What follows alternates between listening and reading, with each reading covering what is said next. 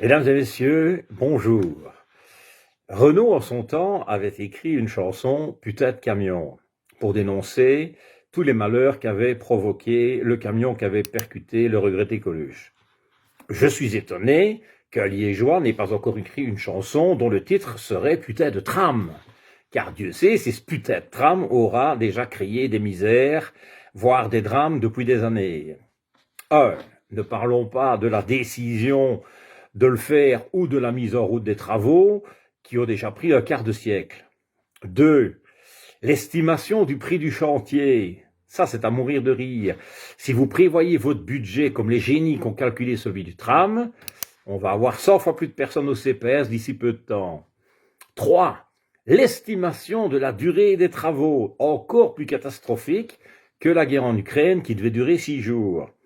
Et puis alors, les travaux et les nuisances qui vont avec. Combien de commerces, déjà assassinés par le Covid et la flambée des prix, ont-ils vécu ces chantiers comme des mises à mort? À part avec des quintuples vitrages et des boules pièces grosses comme des oreillers, je ne vois pas comment la vie peut être supportable.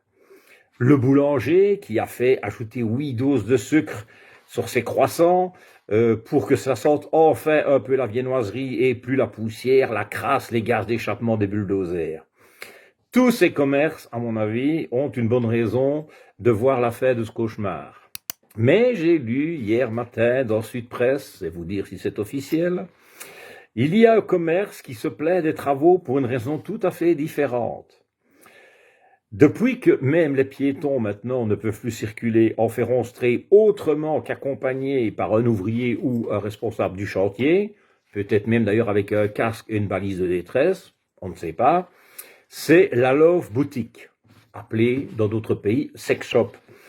Comme le dit si bien la gérante, les gens aiment s'y rendre de manière discrète pour y faire leurs emplettes, des petits canards, des menottes en mousse, des faux concombres, que sais-je encore.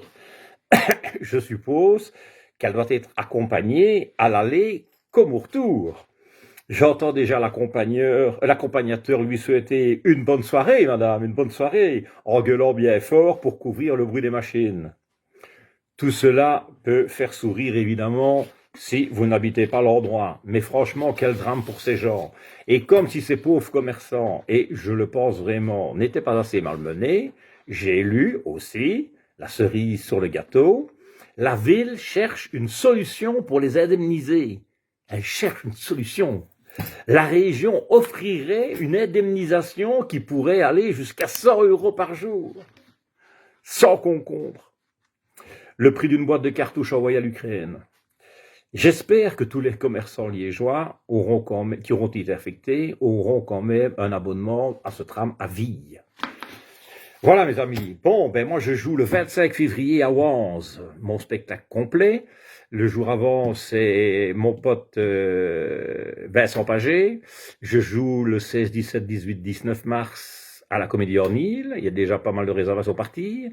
Je joue le 15 avril à Outin Saint-Siméon et je vais jouer, chers amis du Hainaut, je vais jouer à Morage avec Renaud Rutten et Arnaud de sa mère le 26 mars.